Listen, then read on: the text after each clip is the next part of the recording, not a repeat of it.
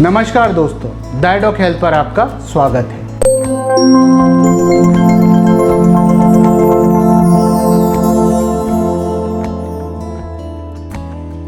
दोस्तों, क्या आपको बार बार छींकें आती हैं? आपकी नाक बंद रहती है, नाक में खुजली होती रहती है और नाक बहती रहती है, तो यह नाक की एलर्जी या एलर्जिक राइनाइटिस नाम की बीमारी के लक्षण हो सकते हैं।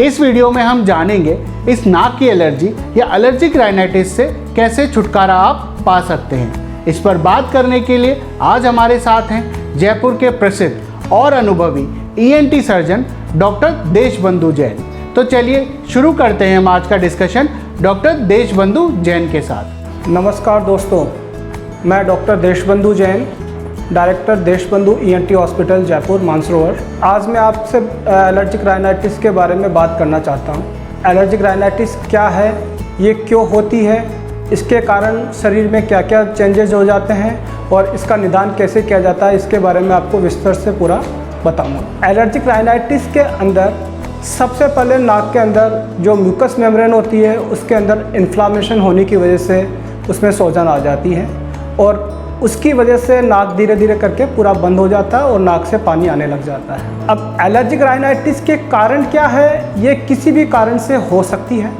सबसे ज़्यादा जो कारण होता है वो अपने हवा में उड़ने वाले जितने भी परागकण, धूल मिट्टी, कॉकरोच, पेट डेंडर्स और फूल पत्ती वगैरह किसी भी चीज़ से ये हो सकती है। नाक में जो एलर्जी होती है वो एक तो परागकण की वजह से हो गई। कुछ चीज़ें ऐसी होती है लाइक खाने पीने की चीज़ें भी एलर्जी करती है।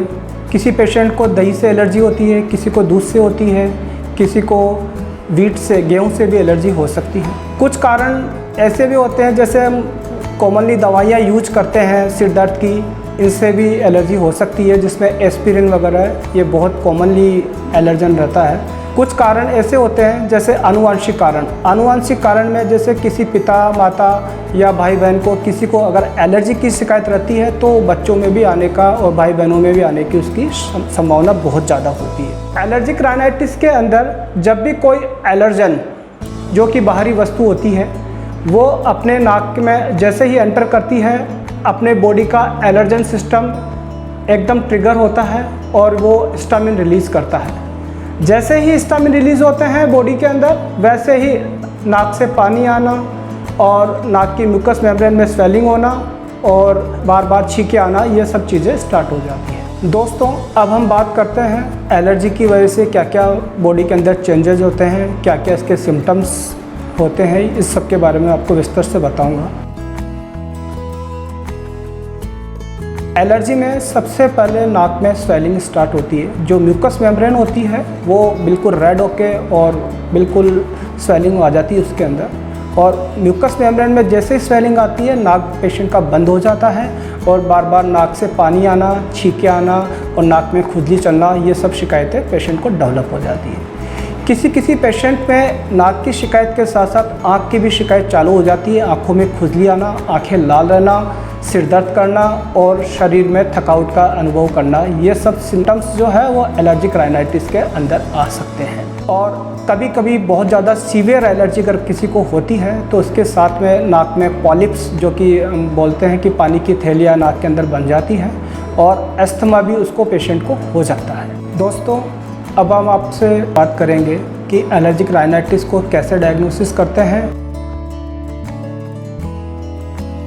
डायग्नोसिस के अंदर एक तो ब्लड टेस्ट होता है और एक स्किन प्रिक टेस्ट होता है। इस तरह हम इसका डायग्नोसिस कर सकते हैं।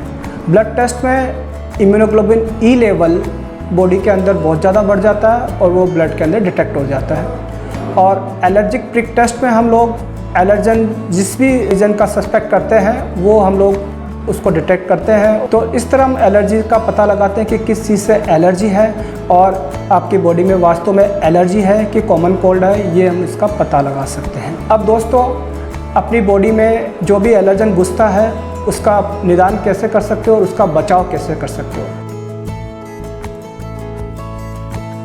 बचाव करने के तरीके ये है कि जैसे अब धूल मिट्टी का टाइम आ रहा है, मौसम चेंज हो रहा है, तो अपने घर की खिड़कियां दरवाजे बंद रखें। अगर आपके पेट डेंडर से एलर्जी हो रही है तो आप अपने पेट को रेगुलर वॉश करें, उसको बार बार किसी कॉमन एरिया में आने से उसको प्रोहिबिटेट करें। अगर आपकी किसी धूल मिट्टी वगैरह से एलर्जी हो रही है तो आप घर पे गीला पोछा लगाएं बजाय कि सूखा उसको झाड़ू से साफ़ करें।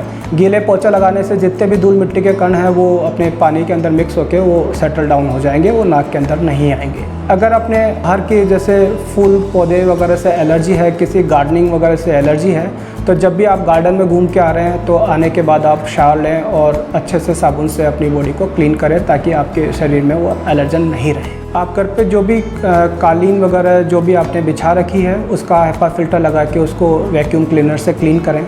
जब भी आपके लगता है कि नाक में आपको अनईजी लग रहा है तो आप जलनीति करके उसको आप दूर कर सकते हैं। उससे आपके जितना भी एलर्जन अंदर गया है नाक के अंदर म्यूकोजा से जो कांटेक्ट में आया है वो सब क्लीन हो जाएगा। दोस्तों, अब हम एलर्जिक राइनाइटिस के ट्रीटमेंट के बारे में विस्तार से बातें करेंगे। एलर्जिक राइनाइटिस का सबसे बड़ा उपचार उससे बचाव है। जितना भी आपके धूल मिट्टी, परागकण और पेट डेंडर्स और फूल पौधे हैं जिनकी आपको लगता है कि इससे आपको एलर्जी हो रही है तो उससे बचाव रखें। अगर उस बचाव के बावजूद भी आपको एलर्जी हो रही है या आप बचाव नहीं कर पा रहे हैं तो हम लोग जो ट्रीटमेंट देते हैं उसमें सबसे पहला जो ड्रग आता है वो एंटीहिस्टामिनिक ड्रग्स होती है। एंटीहिस्टामिनिक ड्रग्स ये हिस्टामिन को एंटागोनिस्ट होती हैं और ये मोस्टली लिवोसेट्रिजिन, सेट्रिजिन और फेक्सोफेनाडिन के नाम से बाज़ार में मिलती है। दूसरा हम जो लोग यूज़ करते हैं वो मास्ट सेल स्टेबलाइजर्स यूज़ करते हैं। Mast cell stabilizer leukotriene antagonist होती है और इसमें हम लोग मोंटेलुकास्ट यूज़ करते हैं। तीसरा हम लोग जो यूज़ करते हैं अगर बहुत ज़्यादा सीवियर एलर्जी होती है और बार बार ट्रीटमेंट लेने के बाद भी ठीक नहीं हो रही है तो हम लोग नेजल स्टेरॉइड्स यूज़ करते हैं और ओरल स्टेरॉइड्स भी कभी कभी उसके साथ में यूज करते हैं। नेजल स्टेरॉइड के कोई ज़्यादा साइड इफ़ेक्ट नहीं है, ये ब्लड के अंदर नहीं जाता है, पर ओरल स्टेरॉइड्स को पर्टिकुलर डॉक्टर की सलाह से ही यूज करना चाहिए क्योंकि ये काफ़ी ज़्यादा बॉडी में चेंजेस कर सकते हैं, लाइक ब्लड शुगर बढ़ाना। लिवोसेट्रिजिन और एंटीहिस्टामिनिक जितनी भी ड्रग्स है ये सब बॉडी में साइड इफ़ेक्ट करती है। इस पर बार बार नींद आना और शरीर में सुस्ती रहना और आपको दिन भर थकान महसूस करना, ये सब चीज़ें होती हैं। इससे आप एक तो ड्राइविंग नहीं करें इसको लेने के बाद में, और इसके साथ में कभी शराब का सेवन नहीं करना चाहिए। इसके अलावा हम नेजल ड्रॉप्स भी यूज़ करते हैं जैसे जाइलोमेटाजोलिन और ऑक्सीमेटाजोलिन। ये नेजल डिकंजेस्टेंट होती है और इससे जितनी भी नाक आपकी बंद होती है वो एक बार खुल जाती है। इसमें सूडोएफेड्रिन और फिनाइलेफ्रिन भी हम ओरल टैबलेट्स के रूप में देते हैं। नेजल डिकंजेस्टेंट जितनी भी ड्रग्स है इनको ज़्यादा लंबे टाइम तक यूज़ नहीं करना चाहिए क्योंकि ये बॉडी में राइनाइटिस मेडिकामेंटोसा कंडीशन होती है वो डेवलप कर देती है। राइनाइटिस मेडिकामेंटोसा एक ऐसी कंडीशन है उसमें पेशेंट से वो ड्रग नहीं छूटती है और उसको लगता है कि इसके बिना मैं ज़िंदा नहीं रह पाऊँगा, उसको सफोकेशन फील होता है, इसलिए इसको लंबे टाइम तक यूज़ नहीं करना चाहिए। दोस्तों, इन सब ट्रीटमेंट लेने के बावजूद भी अगर आपकी कंडीशन ठीक नहीं होती है, आपको रिलीफ नहीं मिलता है, तो फिर हम लोग उसको पेशेंट को CT स्कैन एडवाइस करते हैं और CT स्कैन के द्वारा हम जो भी उसके अंदर साइनस के अंदर या कोई भी म्यूकोजा के अंदर चेंजेस हैं वो पता लगा के उसका प्रॉपर निदान करते हैं। सबसे पहले जो सर्जरी आती है इसके अंदर वो सेप्टोप्लास्टी होती है। अगर किसी पेशेंट की मामूली हड्डी टेढ़ी होने की वजह से सिम्टम्स एग्रीवेट हो रहे हैं तो हम सेप्टोप्लास्टी के जरिए उसको ठीक करते हैं। दूसरी सर्जरी जो उसके अंदर होती है वो फंक्शनल एंडोस्कोपिक साइनस सर्जरी होती है। फंक्शनल एंडोस्कोपिक साइनस सर्जरी के अंदर जितने भी हम लोग गजल, पॉलिप वगैरह ब्लॉकेज है वो सब क्लियर करके पेशेंट को ओपनिंग देते हैं। और जो तीसरा ट्रीटमेंट है, अगर इनके बावजूद भी पेशेंट को रिलीफ नहीं मिल रहा है तो हम लोग इम्यूनोथेरेपी उस पेशेंट को एडवाइस करते हैं। इम्यूनोथेरेपी दो तरह से होती है, एक तो वैक्सीनेशन फॉर्म में होती है और एक सबलिंगुअल फॉर्म में होती है और वो काफ़ी पेशेंट्स में कारगर साबित होती है। दोस्तों, मैं जहाँ तक समझता हूँ ये आपको जो जानकारी मैंने दी है ये पर्याप्त रूप से थिंक सफिशेंट होगी।